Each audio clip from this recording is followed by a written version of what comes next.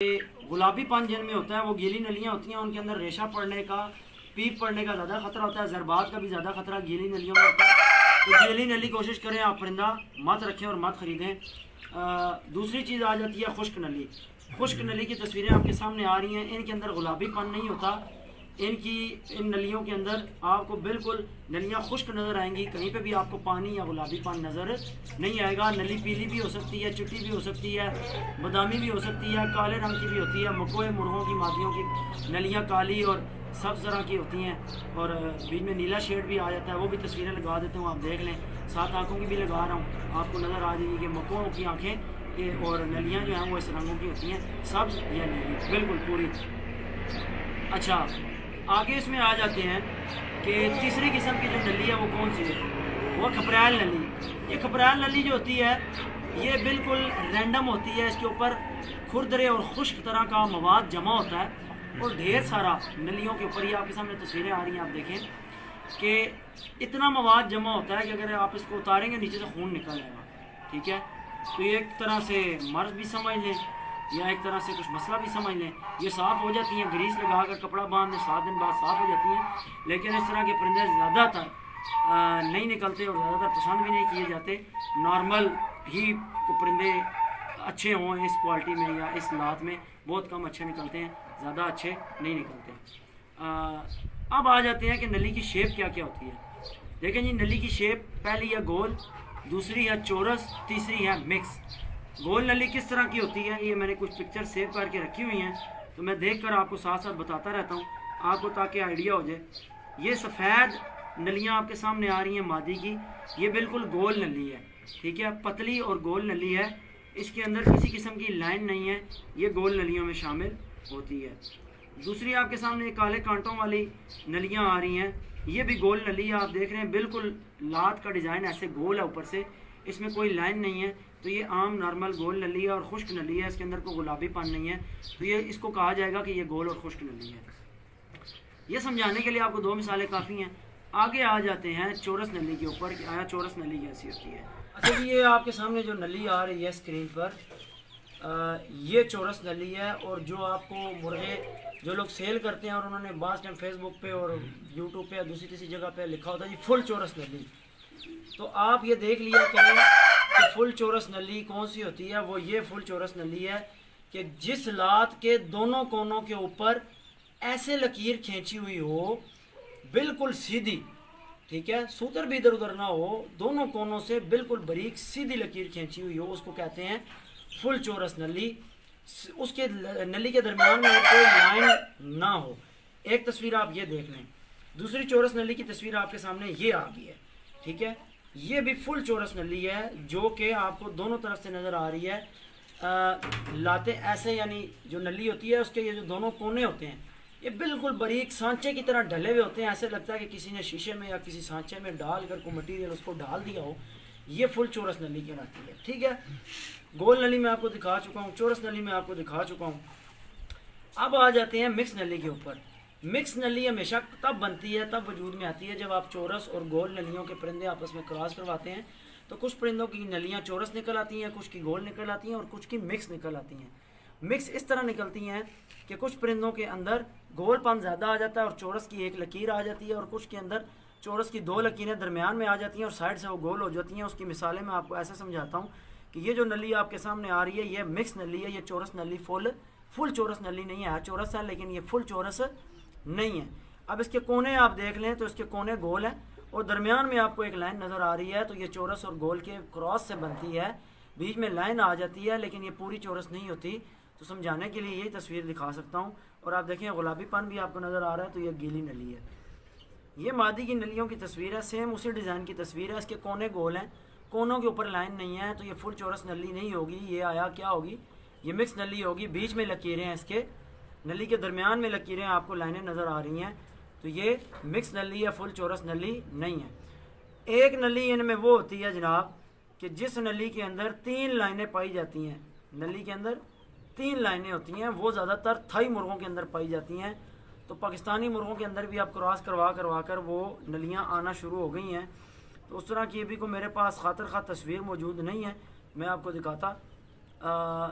तो खपरैल नलियों की भी तस्वीरें आपको दिखा चुका हूँ, चौरस की भी दिखा दी हैं, गोल की भी दिखा दी हैं और मिक्स नलियों की भी दिखा दी हैं। तो उम्मीद है कि जितना कुछ दिखाया इससे आपको समझ तो आ गई होगी।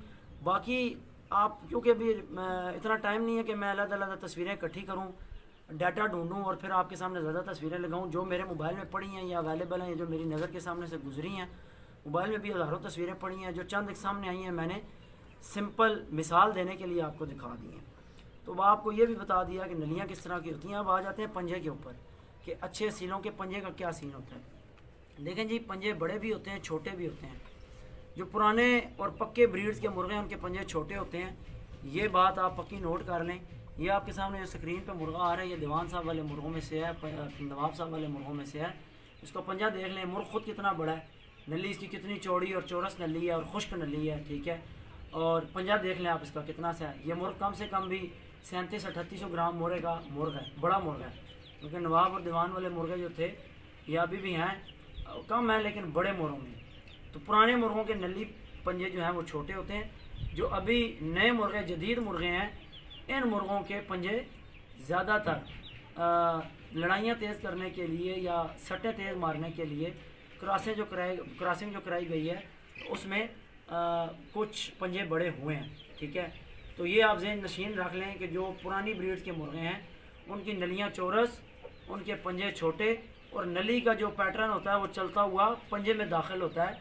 पंजे के ऊपर भी वो आपको चौरस की लाइन नज़र आती है और बाहर नज़र आता है, वो तस्वीर में आप देख सकते हैं आपके सामने। अच्छा, ये जो नली आपके सामने आ रही है इसका रंग आप देख सकते हैं सब्ज़ है, ठीक है। तो रंग मैंने आपको बताया था, नली का सफ़ेद भी हो सकता है, बादामी भी हो सकता है, पीला भी हो सकता है और सब्ज़ और नीला भी हो सकता है। तो सब्ज़ और नीला होना आप ये बात ज़हन नशीन कर लें कि नली के अंदर नली सब्ज़ होना या नीली होना ये मकुओं की निशानी है।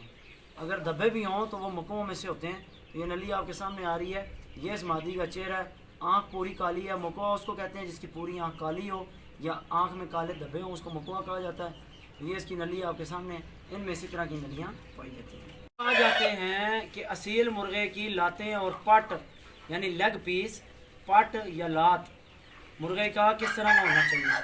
आपके सामने एक पिक्चर आ रही है, इसमें आपको इस मुर्ग के पट ऐसे बाहर निकले हुए नज़र आ रहे हैं बॉडी बिल्डर की तरह। तो जो पक्के और अच्छे असील हैं, ब्रीड में डालने वाले असील हैं, उनके पट जिस्म से बाहर आपको उभरे हुए नज़र आते हैं। पट उनके चौड़े होते हैं और नलियाँ उनकी अंदर की तरफ ऐसे उनकी शेप होती है, ठीक है। ऊपर से पट बाहर निकले हुए और नली अंदर से जुड़ी हुई, ठीक है। तो ये आपको साइड से भी नज़र आ रहा है, पिक्चर आपके सामने आ रही है और सामने से भी आपको दिखाया है। इसी तरह मैं आपको चंद और पिक्चर्स आपके सामने लगा कर दिखा देता हूँ ताकि आपको पता लग जाए कि अच्छे असील परिंदे के जो लातों की शेप्स होती हैं, जो पट होते हैं, कैसे नहीं। आपके सामने स्क्रीन पर आ रही हैं जो तस्वीरें, आप देख सकते हैं कि मुर्गों के पट किस तरह बाहर वाज़ह निकले होते हैं। ये मुर्गा आप देख सकते हैं ब्लैक, पट आपको निकले हुए लातें बाहर निकली हुई क्लियर नज़र आएंगी, ठीक है। तो दोस्तों, ये चंद निशानियाँ आपको बता रहा हूँ, इनमें बहुत सारी ऐसी बारीकियाँ जो मज़ीद वक्तन फ़वक्तन हम डिस्कस करते रहेंगे, लेकिन एक बेसिक रिव्यू आपको देना ज़रूरी था कि अच्छे असीलों की निशानियाँ क्या होती हैं। अब इसमें आगे आ जाते हैं कि अच्छे असील परिंदों के शोल्डर्स और उनकी शेप कैसी होती है। आपके सामने पिक्चर्स आ रही हैं, ये पिक्चर देखिए, असील परिंदे के शोल्डर हमेशा बॉडी से बाहर निकले हुए होते हैं, कुंदे जिनको का, शोल्डर्स को कुंदे भी कहा जाता है असीलों के। ये मुर्गा आप देख लें, दीवान साहब वाले मुर्गों से है। तो मैं आपको सैंपल्स के तौर पे वो पिक्चर्स दिखा रहा हूँ जो पक्के असील हैं, जो प्योर ब्रीड्स हैं, जिनके अंदर कोई क्रॉस नहीं है, सिर्फ समझाने के लिए कि आपके सामने एक आइडियल बन जाए कि यार आइडियल बर्ड्स इस तरह के होते हैं। तो जब आप ढूंढने के लिए निकलें तो आपको आइडियल मुर्गे का पता हो कि हमने ऐसा ढूंढना है। अगर ऐसा ना भी मिले तो इससे नज़दीक मिलता जुलता में मिल जाए ताकि शौक अच्छा हो। अच्छे असील परिंदे के जो शोल्डर होते हैं, ये मादी देख लें, ऐसे बाहर निकले हुए होते हैं, ठीक है। हमेशा वही परिंदे रखें जिनके शोल्डर जिस्म से ऐसे बाहर उभरे हुए हों, वाज़ह नज़र आए, वही परिंदे रखें। इस परिंदे के आप ये रामपुरी बर्ड है, इसके भी परिंदे शोल्डर जो हैं वो बाहर निकले हुए हैं। और भी मैं चंद एक पिक्चर्स आपके सामने ये अटैच कर रहा हूँ, आप देख सकते हैं समझाने के लिए। उम्मीद है आपको समझ आ जाएगी, मेरा मकसद आपको समझाना है। आखिर में आ गई है असील की शेप, कि असील मुर्गे की शेप किस तरह की होती है।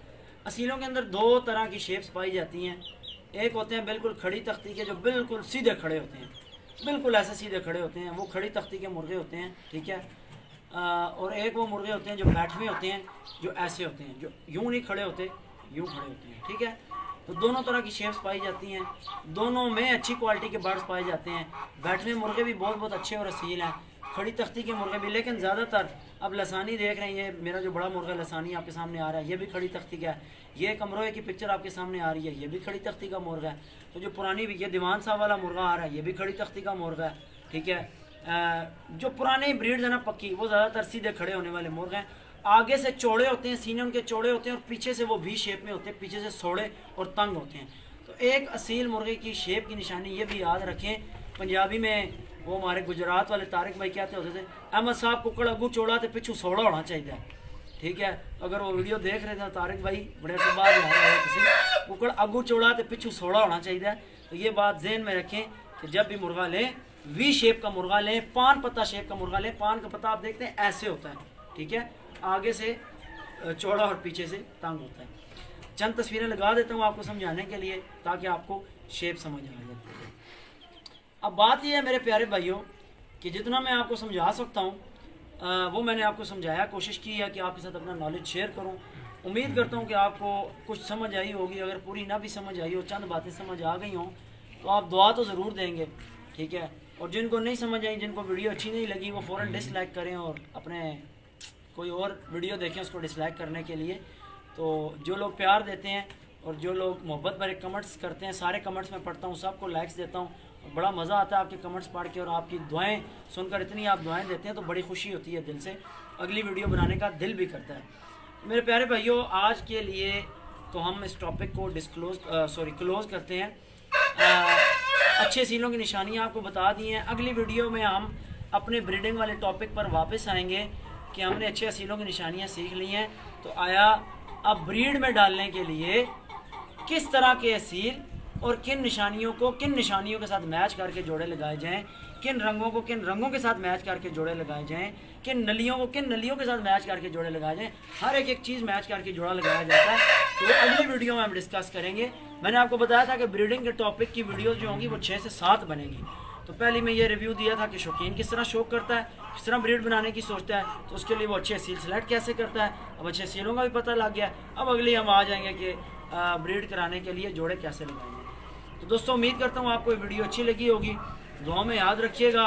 नेक्स्ट वीडियो में आप भाइयों से इंशाल्लाह मुलाकात होगी। तब तक के लिए मुझे इजाज़त दीजिए।